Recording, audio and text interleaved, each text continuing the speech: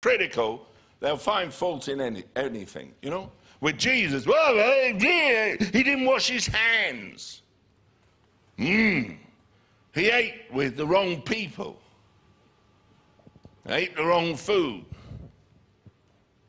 He turned up at a wedding, and, you know, when the wine ran out, he made the best wine. Get most Christians turn up to a wedding, and they don't want to turn the water into wine, they want to turn the wine into water. Have you noticed when people get that wrong spirit in them? You know, one of the things that fascinates me is how, at some point or other in a person's life, they define. And the moment they define, you can never do anything to turn them. Everything will confirm them in what they decided to do. They define. People define. There comes a point in everyone's life where they define. It's a strange thing. And you will find everything, their mind gets so twisted. You see, the serpent, when the devil got inside of him, from that moment on, Judas Iscariot, when the serpent got inside of him, it says the devil entered him. Jesus gave him the choice morsel in the Last Supper. He'd been with the Lord for 3 years. He'd seen the miracles, he'd seen the thing. He had actually participated. He'd prayed for the sick and seen miracles, seen everything. And yet there was something working in him. He'd got his own agenda. And you know, once there came that time when things met together, and that was it. Now, it was all in God's purposes. It wasn't, you know, that Judas was there. That was why he was born, to betray the Lamb. That was decided before the foundation of the world. You'll find in the Old Testament, one who sat with me has raised up his hand against me. It was just there. It was always in God's purposes. Because Jesus went to Calvary by the predeterminate counsel of God. He didn't go there because somehow Judas betrayed him and the high priest took advantage and Pilate washed his hands. No, it was God's plan. And each person who was involved in the plan was fulfilling the will of God. It was the counsel of God. And you know, you see, people, when they go wrong, they fulfill their destiny. And you'll never turn them from their destiny. There was no way any of the disciples would have turned Judas from what he was destined to do.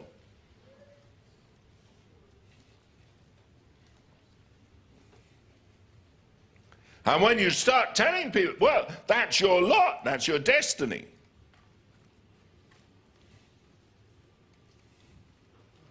See, man likes to believe he's in charge of himself and his destiny. No, no, no, no, no. You got it so wrong, darling. You want to realize you're not in charge at all. You're really just a pawn. Your eternal destiny's already been decided. You're just fulfilling it. Because that's the lot that God has put for you. And you think you're right when you're so wrong. Judas felt he was so right when he was so wrong. And he went back when he realized his mistake. But unfortunately, when he threw the 30 pieces of silver down, they bought a potter's field. But he couldn't restore what he'd done because he'd made the choice. You say, well, why does God blame him?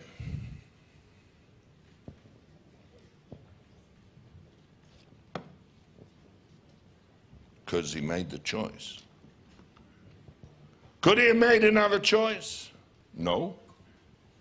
Because that's what he was. But what he was governed by his life experience. But then God's in control of your life experience. everything you go through. God is molding the vessel. You're just clay in the hands of the potter, as we saw this morning. And God's molding everything, preparing everything. So why would he find fault? Well, it's simple. Because when you should know God, and you do know God because God's within you, you glorify him not as God. You make a choice not to. But God knew from all eternity that would be the way you'd develop. The circumstances would develop you to be what you are.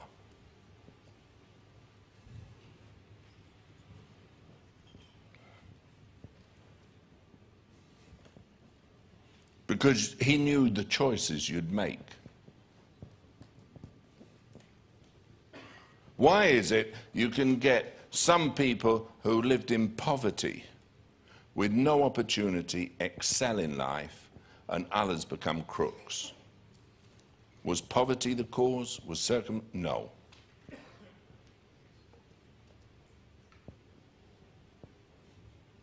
There were choices made. And God actually predestinates us according to the choices we'll make. And it's a mystery. How does this God? Well, because of foreknowledge, he knows.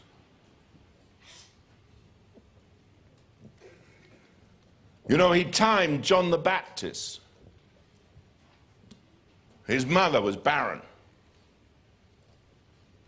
No children.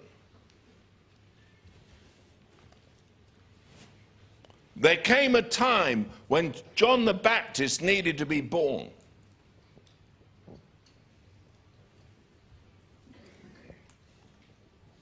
God had planned it from all eternity. He was the one that was going to proclaim the Lamb of God that taketh away the sin of the world. But he couldn't be born early. And the mother, she was so condemned because she was barren. It was an affront. But you see, it was waiting the right time. And then the high priest came in. And he suddenly realized that his wife Elizabeth, God said, because he didn't believe it, God made him dumb. But told him, you call his name John. See, all eternity had planned the day. And we struggle sometimes to try and organize and get God to do things. Hey, darling, he's got it all under control.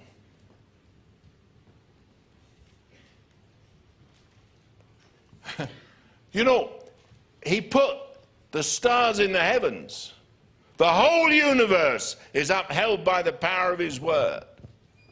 He controls all things. And we have this idea that somehow we've got to manipulate him and we've got to challenge him to do. No, no, no. My God is sovereign. King of kings, Lord of lords, creator of heaven and earth.